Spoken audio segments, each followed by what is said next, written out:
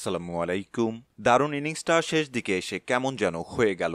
গলে বৃষ্টির পর খেলতে নেমে 61 রান তুলতে 5 উইকেট হারিয়েছে বাংলাদেশ। প্রথম ইনিংসে 9 উইকেট হারিয়ে 484 রান তুলে দ্বিতীয় দিনের খেলা শেষ করেছে টাইগাররা।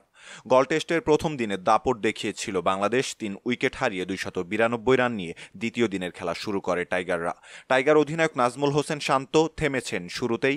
279 বলে 148 রানের ঝলমলে এক ইনিংস খেলে বিদায় নেন শান্ত। মিস করেন ডাবল সেঞ্চুরির সুযোগ।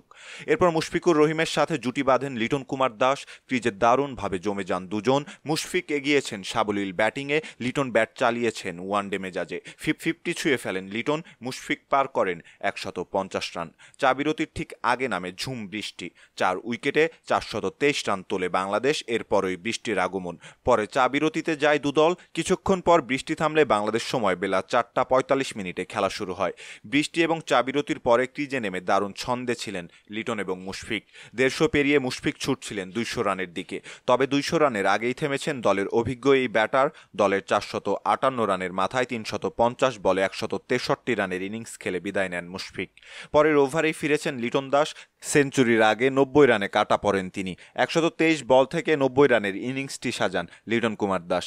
লিটনের বিদায়ের পর উইকেটে জুটি বাঁধেন জাকির আলী অনিক এবং নাইম হাসান। বেশিক্ষণ টেকেননি দুজন। 16 বল থেকে 8 রান করে বিদায় নেন জাকির। নাইম খেলেন 30 বলে 11 রানের ইনিংস। শেষ দিকে দ্রুত 2 উইকেট হারিয়ে 151 রানে 9 উইকেট হারিয়ে 484 রান নিয়ে দ্বিতীয় দিনের খেলা শেষ করেছে টাইগাররা। উইকেটে এখন টিকে আছে নাহিদ রানা এবং হাসান মাহমুদ। সম্মানিত দর্শক, এই ছিল আমাদের হাতে থাকা সর্বশেষ ক্রিকেট আপডেট।